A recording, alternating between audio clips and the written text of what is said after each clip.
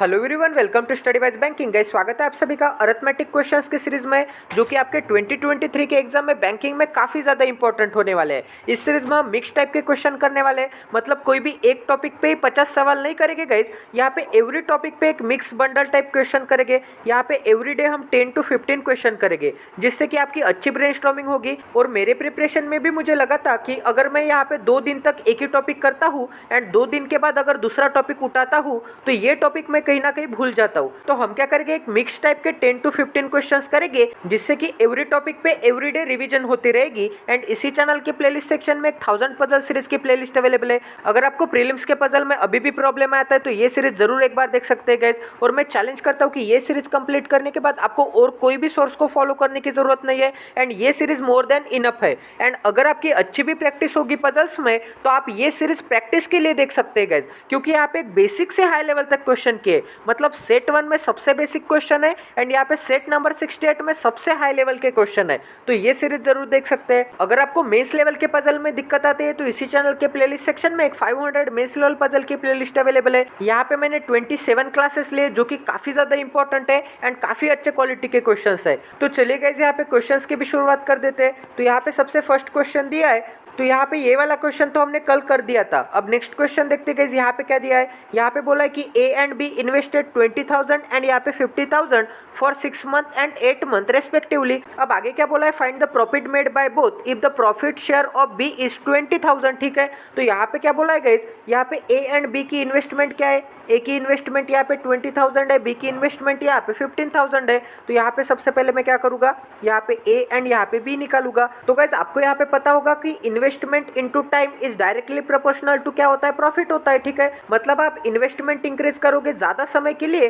तो जाहिर सी बात है आपका प्रॉफिट भी इंक्रीज होगा। अगर आप ज्यादा देर तक इन्वेस्टमेंट डिक्रीज करके रखोगे तो आपका प्रॉफिट भी डिक्रीज रहेगा। ये तो जाहिर सी बात है, सबको पता होता है। ठीक है, तो गाइस इसी फार्मूला से आप यहाँ पे क्या निकाल सकते हैं, आपको यहाँ पे इन्वेस्टमेंट दिए एंड यहाँ पे उनके टाइम पीरियड भी दिए।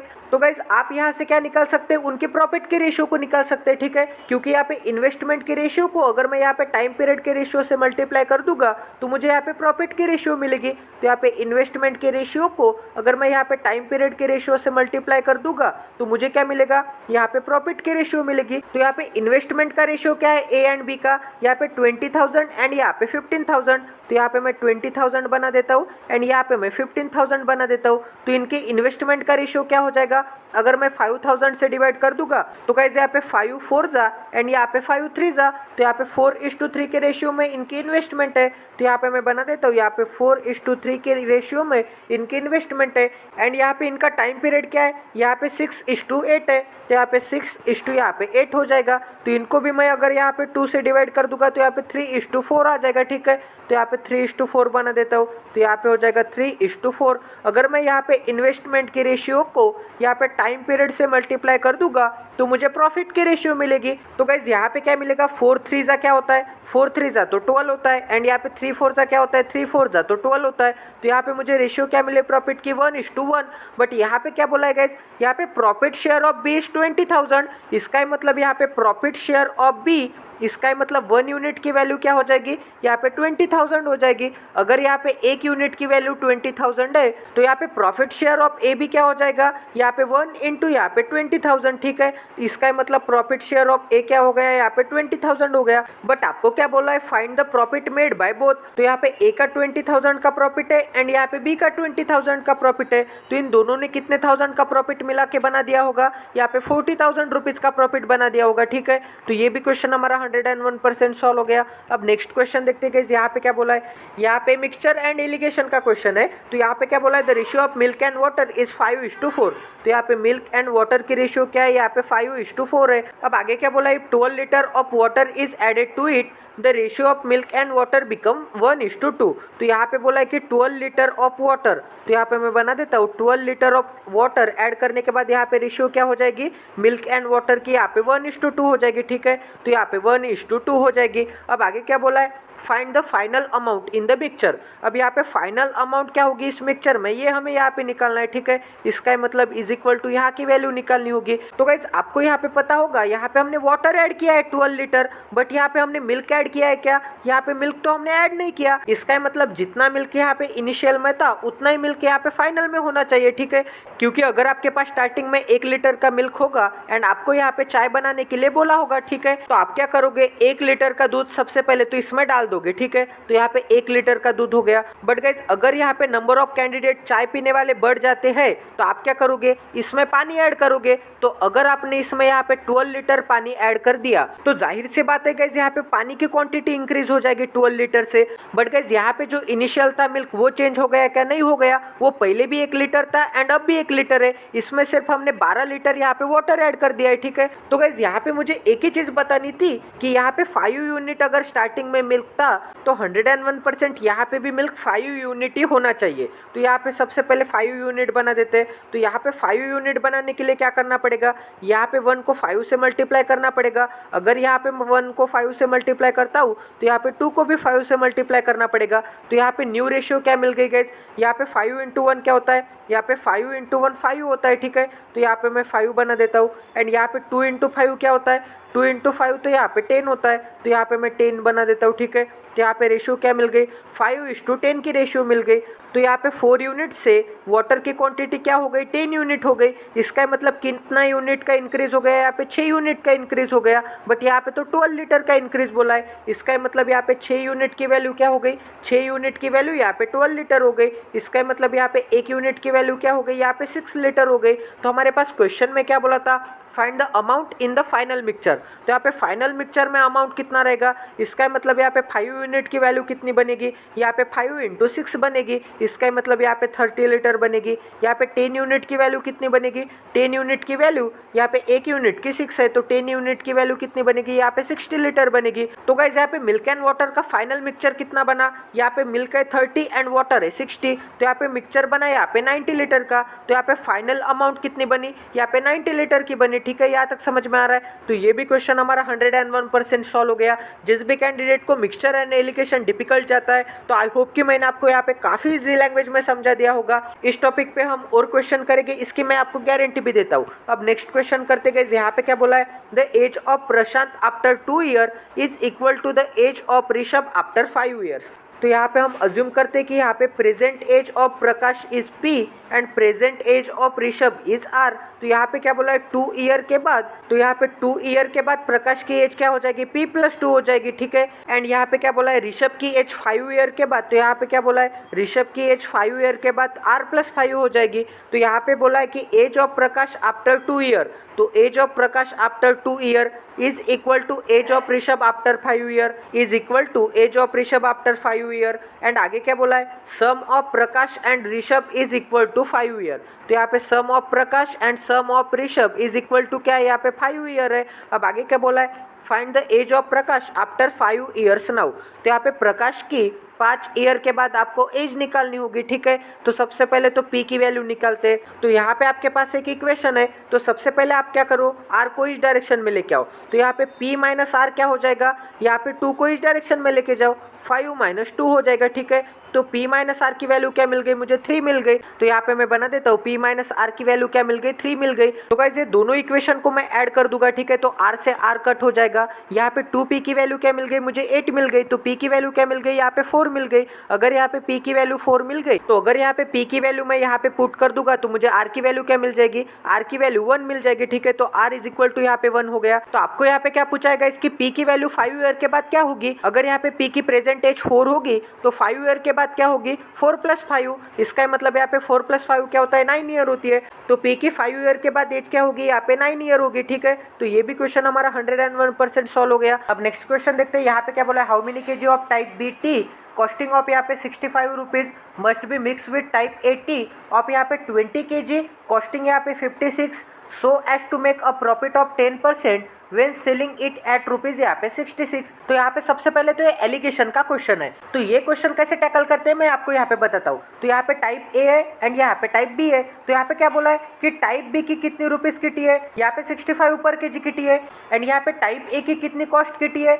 यहाँ पे 56 किटी है। ठीक है, तो यहाँ पे मैं 56 बना देता हूँ। अब यहाँ पे इनके बीच में क्या आएगा, यहाँ पे एवरेज प्राइस आएगी। ठीक है, एंड यहाँ पे क्या आएगा गाइज, यहाँ पे क्वांटिटी आएगी, मतलब यहाँ पे क्वांटिटी ऑफ T1 एंड यहाँ पे क्या आएगी क्वांटिटी ऑफ T2। ठीक है, यहाँ तक समझ में आ रहा है। तो आपके पास तो यहाँ पे दिया है कि क्वांटिटी ऑफ TA इज यहाँ पे कितना है 20 kg। तो यहाँ पे क्वांटिटी ऑफ TA कितना है, यहाँ पे 20 kg है। तो यहाँ पे मैं 20 kg बना देता हूँ। ठीक है, यहाँ तक समझ में आ रहा है। तो आपको यहाँ पे क्या निकलना है, how many kg of type B, इसका मतलब यहाँ पे how many kg of type B निकालना है। ठीक है, एंड यहाँ पे क्या बोला है, यहाँ पे 10% का प्रॉफिट होता है जब उसे हम सेल करते हैं 66 रुपीज़ में। अब यहाँ पे 66 एवरेज प्राइस नहीं है क्योंकि ये क्या है, ये CP है एंड ये भी CP है एंड यहाँ पे 66 क्या बोला है, सेलिंग प्राइस बोला है। यहाँ पे सेलिंग एट ₹66, तो यहाँ पे कॉस्ट प्राइस एंड यहाँ पे कॉस्ट प्राइस होगा, तो यहाँ पे भी कॉस्ट प्राइस चाहिए। तो यहाँ पे आपको कॉस्ट प्राइस निकालने के लिए क्या बताया है, यहाँ पे बताया कि 10% के प्रॉफिट होता है। इसका मतलब यहाँ पे CP एंड SP की रेशियो क्या मिल जाएगी, 10% का प्रॉफिट होता है, मतलब 10% की फ्रैक्शन क्या होती है, 1/10 होती है। इसका मतलब यहाँ पे 10 पे 1 का प्रॉफिट होता है। तो गाइज यहाँ पे 10 पे 1 का प्रॉफिट होने के बाद वो चीज़ यहाँ पे कितने में बिकेगी, 11 में बिकेगी। बट आपको यहाँ पे क्या बोला है कि वो चीज़ यहाँ पे 66 में बिकेगी। तो यहाँ पे 11 यूनिट की वैल्यू कितनी हो गई, यहाँ पे 66 हो गई। तो यहाँ पे 1 यूनिट की वैल्यू कितनी हो गई, 6 हो गई। तो यहाँ पे 10 यूनिट की वैल्यू क्या हो जाएगी, 10 × 6 हो जाएगी। इसका मतलब यहाँ पे 60 हो जाएगी। तो आपके पास यहाँ पे CP क्या मिला, यहाँ पे CP यहाँ पे 60 मिला। ठीक है, तो एलिगेशन सॉल्व करते समय आपको एक ही रूल ध्यान में रखना होगा गाइस कि आपको ऐसे बड़े में से छोटा नंबर घटाते जाना पड़ेगा। आपको ऐसे क्लॉकवाइज जाना पड़ेगा या फिर ऐसे एंटी क्लॉकवाइज जाना पड़ेगा। आप ऐसा नहीं कर सकते कि यहाँ से मैंने घटा दिया एंड यहाँ से मैंने घटा दिया। ठीक है, यहाँ पे इन दोनों के बीच में का ही नंबर लाई करना चाहिए। तो आप यहाँ पे क्या कर सकते हैं, 65 में से 60 चला गया, क्या बचेगा, 5 बचेगा। बट आपको यहाँ पे सब्ट्रैक्ट करने के बाद जो भी बचेगा वो आपको यहाँ पे इसके सामने निकालना पड़ेगा, मतलब यहाँ पे निकालना पड़ेगा। तो यहाँ पे मैं 5 लिख देता हूँ एंड यहाँ पे 60 में से 56 चला गया, क्या बचेगा, यहाँ पे 4 बचेगा। तो आपको इनके सामने ही लिखना पड़ेगा, यहाँ पे 4 आएगा। ठीक है, तो आपको यहाँ पे इनकी रेशियो क्या मिल गई, क्वांटिटी 1 क्या है 5 यूनिट है एंड क्वांटिटी 2 क्या है, यहाँ पे 4 यूनिट है। बट गाइज आपको यहाँ पे क्या बोला है कि क्वांटिटी 1 तो 20 यूनिट है। इसका मतलब यहाँ पे 5 यूनिट की वैल्यू क्या हो गई, 20 हो गई। अगर यहाँ पे 5 यूनिट की वैल्यू यहाँ पे 20 kg हो गई तो यहाँ पे 1 यूनिट की वैल्यू क्या हो जाएगी, यहाँ पे 4 kg हो जाएगी। तो यहाँ पे 4 यूनिट की वैल्यू क्या हो जाएगी, 4 यूनिट की वैल्यू 4 × यहाँ पे 4 kg हो जाएगी। ठीक है, इसका मतलब यहाँ पे 16 kg हो जाएगी। तो आपको यहाँ पे क्या निकालना था, find the quantity of B. तो क्वांटिटी ऑफ बी कितनी मिक्स करनी पड़ेगी, यहाँ पे 16 kg मिक्स करनी पड़ेगी। तो ये भी क्वेश्चन आपका 101% सॉल्व हो गया। अब नेक्स्ट क्वेश्चन करते गए, यहाँ पे क्या दिया है, यहाँ पे बोला है अ bottle contest 25 litre of liquid such that the ratio of milk and water is 3:2। तो यहाँ पे मिल्क एंड वाटर की रेशियो क्या है, यहाँ पे 3:2 है एंड यहाँ पे बॉटल में टोटल मिक्सचर कितने का है, यहाँ पे 25 लीटर का है। ये 25 लीटर को मैं यहाँ पे 3:2 में कैसे ब्रेक कर सकता हूँ, यहाँ पे 3 यूनिट प्लस 2 यूनिट क्या होता है, 5 यूनिट होता है। इसका मतलब यहाँ पे टोटल कितना है, 5 यूनिट है। बट यहाँ पे क्या बोला है कि यहाँ पे तो 25 लीटर है। इसका मतलब 5 यूनिट की वैल्यू क्या हो गई, यहाँ पे 25 लीटर हो गई। तो यहाँ पे 1 यूनिट की वैल्यू क्या हो गई, 1 यूनिट की वैल्यू यहाँ पे 5 लीटर हो गई। तो यहाँ पे 3 यूनिट की वैल्यू क्या हो गई, मतलब यहाँ पे मिल्क की वैल्यू क्या हो गई, 3 × 5 लीटर। इसका मतलब यहाँ पे 3 × 5 लीटर मतलब क्या होगा, यहाँ पे 15 लीटर होगा। मतलब यहाँ पे 15 लीटर मिल्क होगा एंड यहाँ पे 2 लीटर की वैल्यू क्या होगी, 2 × यहाँ पे 5 लीटर मतलब यहाँ पे 10 लीटर। तो यहाँ पे 10 लीटर वाटर होगा। तो 15 लीटर मिल्क 10 लीटर वाटर, इन दोनों को मिलाने के बाद यहाँ पे सॉल्यूशन कितने लीटर का बनेगा, 15 + 10 लीटर यहाँ पे 25 लीटर का बनेगा। ठीक है, यहाँ तक समझ में आ रहा है। तो यहाँ पे मैं अच्छे से लिख देता हूँ ताकि आपको यहाँ पे जगह बन जाए एंड आपको यहाँ पे खुला खुला दिख जाए। तो यहाँ पे क्या हो जाएगा, यहाँ पे 3 यूनिट मतलब क्या होगा, 3 यूनिट मतलब यहाँ पे 15 लीटर होगा, 2 यूनिट मतलब यहाँ पे 10 लीटर होगा। ठीक है, यहाँ तक समझ में आ रहा है। अब आगे क्या बोला है गाइस, यहाँ पे आगे बोला है what quantity of water is to be added so that the new ratio of milk and water becomes reverse. अब यहाँ पे क्या बोला है कि व्हाट क्वांटिटी ऑफ वाटर, मतलब यहाँ पे वाटर कितना ऐड करना पड़ेगा, जो कि यहाँ पे इनकी रेशियो रिवर्स हो जाएगी फाइनल रेशियो। तो यहाँ पे इनिशियल रेशियो क्या थी, 3:2 थी, तो यहाँ पे फाइनल रेशियो रिवर्स हो जाएगी, मतलब क्या हो जाएगी, 2:3 हो जाएगी। तो गाइज यहाँ पे ऐसा करने के बाद हमारे पास क्या मिल गई, यहाँ पे फाइनल रेशियो मिल गई। बट यहाँ पे क्या बोला है guys, what quantity of water is to be added. But यहाँ पे हमने मिल्क ऐड किया क्या, यहाँ पे हमने तो मिल्क ऐड नहीं किया। इसका ही मतलब मैंने आपको क्या बोला था कि पहले जितना मिल्क था इनिशियल में, उतना ही यहाँ पे फाइनल क्वांटिटी में मिल्क होना ही चाहिए, क्योंकि यहाँ पे हम सिर्फ वाटर की क्वांटिटी बढ़ा रहे हैं। बट यहाँ पे इनिशियल में कितना मिल्क था, यहाँ पे इनिशियल में 3 यूनिट मिल्क था, एंड यहाँ पे फाइनल में कितना मिल्क है, 2 यूनिट है। तो आपको ये दोनों तो इक्वल करने पड़ेंगे मिल्क के यूनिट। तो यहाँ पे मैं 3 से मल्टीप्लाई करूंगा एंड यहाँ पे मैं 2 से मल्टीप्लाई करूंगा। अगर मैंने यहाँ पे 2 से मल्टीप्लाई कर दिया तो यहाँ पे भी मुझे 2 से मल्टीप्लाई करना पड़ेगा। अगर मैंने यहाँ पे 3 से मल्टीप्लाई कर दिया तो इस रेशियो को भी मुझे 3 से मल्टीप्लाई करना पड़ेगा। तो यहाँ पे न्यू वैल्यू क्या आ गई, न्यू वैल्यू आ गई। यहाँ पे मैं रेड कलर से लिखता हूँ, यहाँ पे 3 इंटू 2 क्या आएगा, 6 आएगा। यहाँ पे 3 इंटू 3 क्या आएगा, यहाँ पे 9 यूनिट आएगा, ठीक है। यहाँ पे 2 इंटू 2 क्या आएगा, यहाँ पे 4 यूनिट आएगा। यहाँ पे 3 इंटू 2 क्या आएगा, यहाँ पे 6 यूनिट आएगा। मतलब मिल्क की क्वांटिटी पहले भी 6 यूनिट थी एंड अब भी 6 यूनिट है। बट वाटर की क्वांटिटी क्या हो गई, यहाँ पे 4 यूनिट से बढ़कर यहाँ पे 9 यूनिट हो गई। इसका मतलब कितना बढ़ गया गाइज, यहाँ पे 5 यूनिट का इंक्रीज हो गया, 5 यूनिट का इंक्रीज हो गया। बट आपको क्या दिख रहा है गाइज, यहाँ पे आपको तो यहाँ पे वाटर पहले कितना था, 10 लीटर था, बट यहाँ पे वाटर कितना है, 4 यूनिट है। इसका मतलब यहाँ पे 4 यूनिट की वैल्यू कितनी हो गई, यहाँ पे 10 लीटर हो गई, ठीक है। तो गाइज यहाँ पे 1 यूनिट की वैल्यू क्या हो गई, 1 यूनिट की वैल्यू यहाँ पे 10/4 लीटर हो गई, ठीक है। तो आपको क्या निकालना है गाइज, आपको यहाँ पे वाटर कितना ऐड किया है निकालना है। इसका मतलब हमने वाटर कितना ऐड किया है, यहाँ पे 5 यूनिट ऐड किया, मतलब 4 यूनिट से 9 यूनिट बना दिया, ठीक है। तो 5 यूनिट की वैल्यू क्या हो जाएगी, 1 यूनिट की वैल्यू अगर यहाँ पे 10/4 लीटर है तो 5 यूनिट की वैल्यू क्या हो जाएगी, 5 इंटू 10 यहाँ पे 4 लीटर हो जाएगी, ठीक है। तो यहाँ पे वैल्यू क्या मिल जाएगी मुझे, यहाँ पे वैल्यू मिलेगी, यहाँ पे आ जाएगा 5, यहाँ पे आ जाएगा 2, 5 5 25। तो गाइज यहाँ पे 25 यहाँ पे 2 लीटर हो जाएगा, ठीक है। यहाँ तक समझ में आ रहा है। तो यहाँ पे वैल्यू क्या मिल गई, 12.5 लीटर। तो हमें 12.5 लीटर वाटर ऐड करना पड़ेगा, तब जाके इनकी रेशियो यहाँ पे रिवर्स हो जाएगी। यहाँ तक समझ में आ रहा है। अब गाइज आपको यहाँ पे लग रहा होगा कि यहाँ पे मैंने 10 लीटर से क्यों इक्वेट किया, क्योंकि यहाँ पे 2 यूनिट की वैल्यू तो 10 लीटर थी, तो यहाँ पे 4 यूनिट की वैल्यू 10 लीटर कैसे हो गई। बट गाइज आपको यहाँ पे न्यू रेशियो क्या दिख रही है, मिल्क एंड वाटर की 6:4। तो यहाँ पे 6:4 है मिल्क एंड वाटर की रेशियो। इन दोनों को कट करने के बाद क्या आता है गाइस, यहाँ पे 3:2 ही तो आता है। तो यहाँ पे 3:2 इनिशियल वैल्यू ही तो आती है। और वैसे भी आप यहाँ पे 6 यूनिट प्लस 10 यूनिट 10 यूनिट, तो यहाँ पे 10 यूनिट को आप यहाँ पे 25 लीटर के साथ इक्वेट कर सकते हैं। तो 1 यूनिट की वैल्यू क्या आ जाएगी, 2.5 लीटर। 1 यूनिट की वैल्यू 2.5 लीटर, तो 4 यूनिट की वैल्यू क्या आ जाएगी, 4 यूनिट की वैल्यू यहाँ पे 10 लीटर आ जाएगी, ठीक है। तो आपको यहाँ पे लग रहा होगा कि इनिशियल में यहाँ पे मैंने कैलकुलेट कर दिया लीटर की वैल्यू, तो यहाँ पे मैं 2 से मल्टीप्लाई कर दूंगा दोनों रेशियो को, तो ये लीटर भी चेंज हो जाएगा। ऐसा नहीं होता गाइस, अगर आप सेम नंबर से मल्टीप्लाई कर दोगे दोनों रेशियो को, तो ये लीटर की वैल्यू बिल्कुल भी चेंज नहीं होती, वो एज इट इज रहती है। क्योंकि यहाँ पे 1 यूनिट की वैल्यू क्या आ गई, 2.5 लीटर, तो 4 यूनिट की वैल्यू क्या आ जाएगी, 10 लीटर आ जाएगी। तो गाइज ये भी क्वेश्चन हमारा 101% सॉल्व हो गया। आई होप कि आपको यहाँ पे क्वालिटी की लर्निंग मिली होगी। अब नेक्स्ट क्वेश्चन करते गाइज। यहाँ पे क्या बोला है, यहाँ पे बोला है Danish can travel a distance from his home to school in 8 hour. तो यहाँ पे अगर डेनिश का होम होगा, ठीक है, तो यहाँ पे सबसे पहले मैं होम बना देता हूँ, एंड यहाँ पे डेनिश की क्या होगी, यहाँ पे स्कूल होगी, तो यहाँ पे मैं स्कूल बना देता हूँ।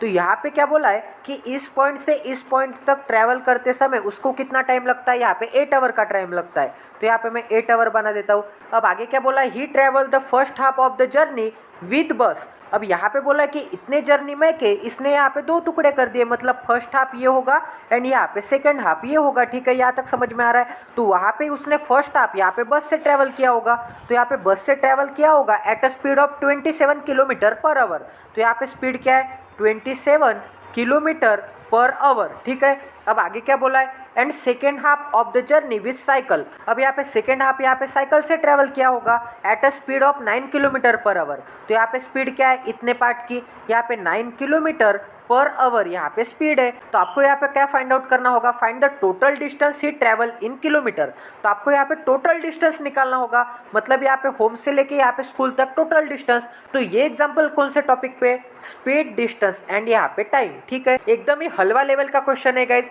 मैं आपको बताता हूँ कैसे। तो आपके पास एक फार्मूला है गाइज, यहाँ पे आप स्पीड इंटू टाइम करोगे तो आपके पास क्या मिलेगा, डिस्टेंस मिलेगा, ठीक है। तो आप यहाँ पे टाइम कैसे निकाल सकते हैं, टी इज इक्वल टू क्या हो जाएगा, यहाँ पे डिस्टेंस अपॉन स्पीड हो जाएगी, ठीक है। तो आप सबसे पहले क्या कीजिए, ये हाफ डिस्टेंस x कंसिडर कीजिए एंड ये वाला हाफ डिस्टेंस x कंसिडर कीजिए। तो टोटल डिस्टेंस क्या हो जाएगा गाइज, x प्लस x क्या हो जाएगा 2x। तो आपको क्या निकालना है, टोटल डिस्टेंस निकालना है। इसका मतलब मुझे यहाँ पे 2x की वैल्यू निकालनी है, ठीक है। तो सबसे पहले मैं इतने चीज़ पे फोकस करूँगा। तो यहाँ पे डिस्टेंस कितना है, यहाँ पे डिस्टेंस है x, तो यहाँ पे मैं x बना दूंगा। एंड यहाँ पे स्पीड कितनी है, यहाँ पे स्पीड है 27। तो यहाँ पे डिस्टेंस अपॉन यहाँ पे स्पीड क्या मिल जाएगा, यहाँ पे मुझे टाइम मिल जाएगा, ठीक है। तो यहाँ पे इतना डिस्टेंस ट्रैवल करते समय कितना टाइम लगा वो मिल गया मुझे, ठीक है।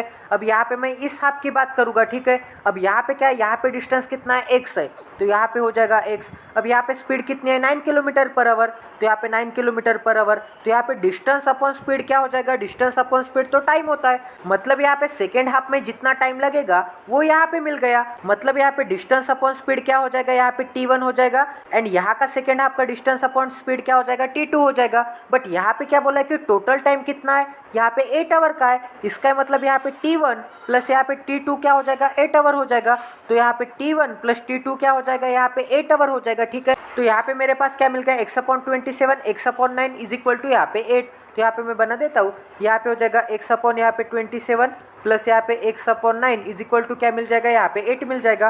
तो यहाँ पे मुझे डिनोमिनेटर सेम करना पड़ेगा दोनों फ्रैक्शन के एडिशन करते समय। तो इस 9 को मैं 27 तो बना सकता हूँ।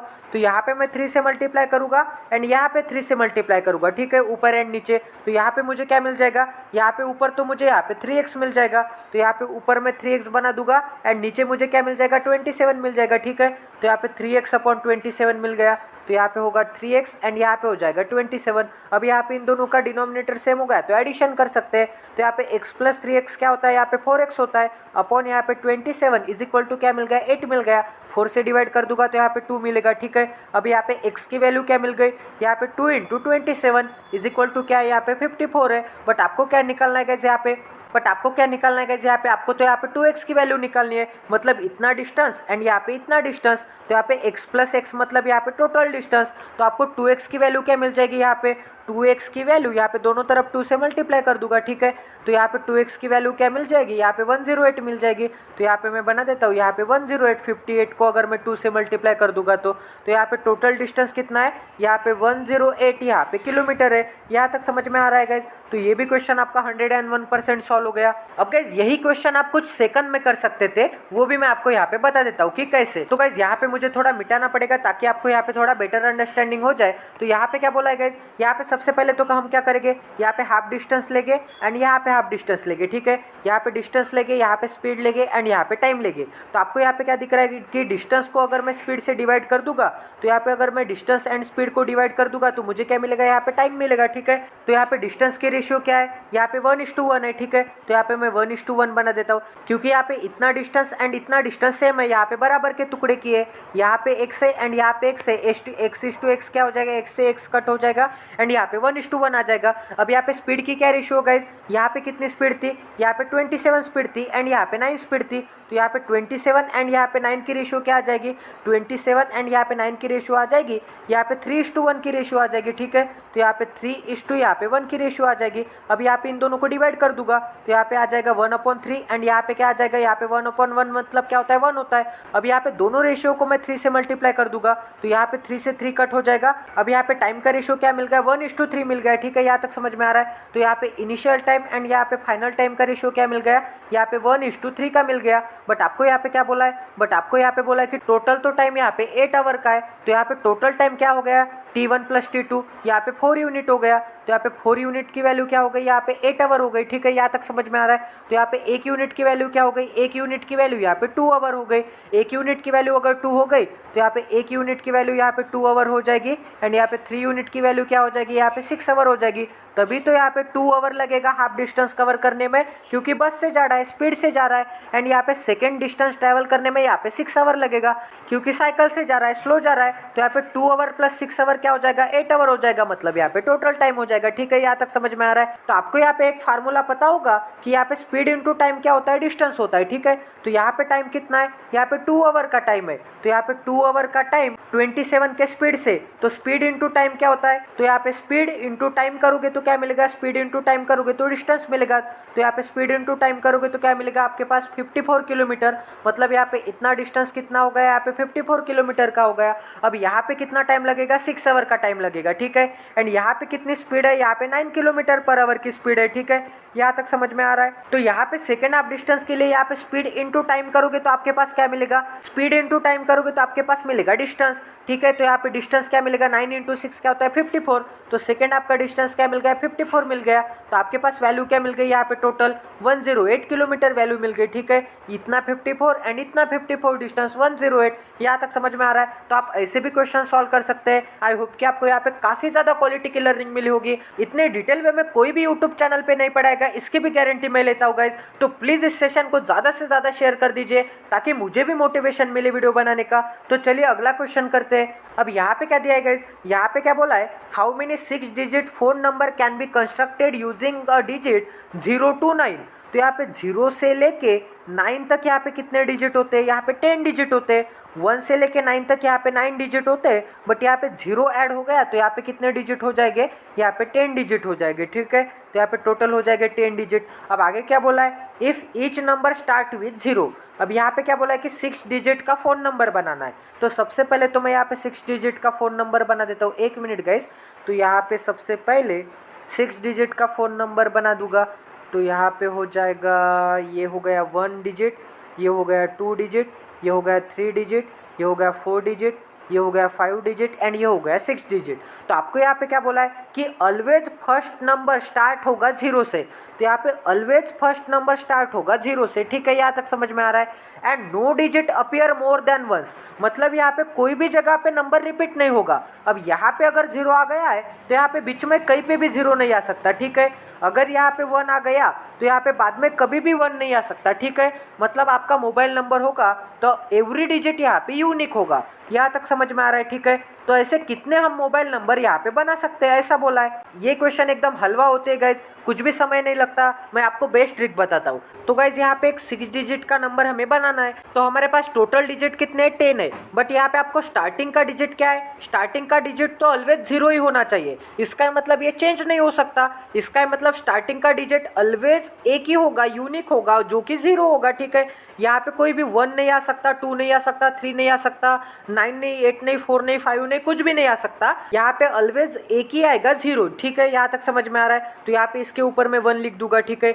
यहाँ पे सेकेंड नंबर के डिजिट पे कितने नंबर आ सकते हैं गाइज, अब यहाँ पे 0 नहीं आ सकता। अब यहाँ पे 0 छोड़ के बाकी के रिमेनिंग जितने भी कौन से भी डिजिट आ सकते हैं। इसका मतलब यहाँ पे 0, 1, 2, 3, 4, 5, 6, 7, 8 एंड यहाँ पे 9। ठीक है, तो यहाँ पे 9। अब यहाँ पे सेकेंड डिजिट में कौन सा आ सकता है, 0 नहीं आ सकता। तो अब यहाँ पे इतने डिजिट में से कोई भी एक डिजिट आ सकता है। इसका मतलब ये कितने डिजिट है, 1, 2, 3, 4, 5, 6, 9 डिजिट है। इसका मतलब यहाँ पे 9 डिजिट आ सकते हैं। तो यहाँ पे इंटू बना के यहाँ पे मैं 9 लिख दूंगा। ठीक है, मतलब यहाँ पे 1 भी आ सकता है, यहाँ पे 2 आ सकता है, 3 आ सकता है, 4 आ सकता है, 5 आ सकता है, 6 आ सकता है, 7 आ सकता है, 8 आ सकता है एंड यहाँ पे 9 भी आ सकता है। ठीक है, मतलब इनमें से कोई एक डिजिट आएगा, ये सभी के सभी डिजिट नहीं आएंगे। ठीक है, यहाँ तक समझ में आ रहा है। अब गाइज यहाँ पे जो डिजिट आएगा, यहाँ पे तो एक ही डिजिट आने वाला है इसमें से। अगर समझो यहाँ पे 7 आता है। ठीक है, अगर यहाँ पे 7 आता है तो यहाँ पे 7 आ सकता है क्या, नहीं आ सकता। इसका मतलब यहाँ पे 7 भी नहीं आएगा एंड यहाँ पे 0 भी नहीं आएगा,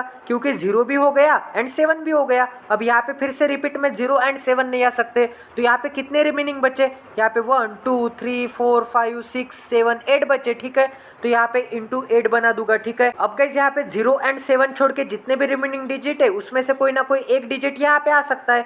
अब यहाँ पे 3 डिजिट तो हो गए 10 में से। अब यहाँ पे कितने डिजिट आ सकते हैं, 3 हो गए, तो यहाँ पे 7 आ सकते हैं। अब यहाँ पे 4 डिजिट हो गए। ठीक है, अब यहाँ पे कितने आ सकते हैं, इस बॉक्स में यहाँ पे 6 आ सकते हैं, इस बॉक्स में कितने आ सकते हैं, यहाँ पे 5 आ सकते हैं। ठीक है, यहाँ तक समझ में आ रहा है। अब यहाँ पे इनका जितना भी मल्टीप्लिकेशन होगा ना गाइज, उतने नंबर ऑफ वेज में हम यहाँ पे ये 6 डिजिट का मोबाइल नंबर कैलकुलेट कर सकते हैं। तो यहाँ पे मैं कैलकुलेट करके भी बताता हूँ। यहाँ पे क्या हो जाएगा, यहाँ पे सबसे पहले तो यहाँ पे 5, 6 जा, यहाँ पे 30 होगा, 37 जा क्या होगा, 37 जा, यहाँ पे 37 जा, यहाँ पे 21 होगा एंड यहाँ पे पीछे 0 लग जाएगा, ठीक है। अब यहाँ पे 8 9 जा क्या होता है, यहाँ पे 72 होता है, ठीक है।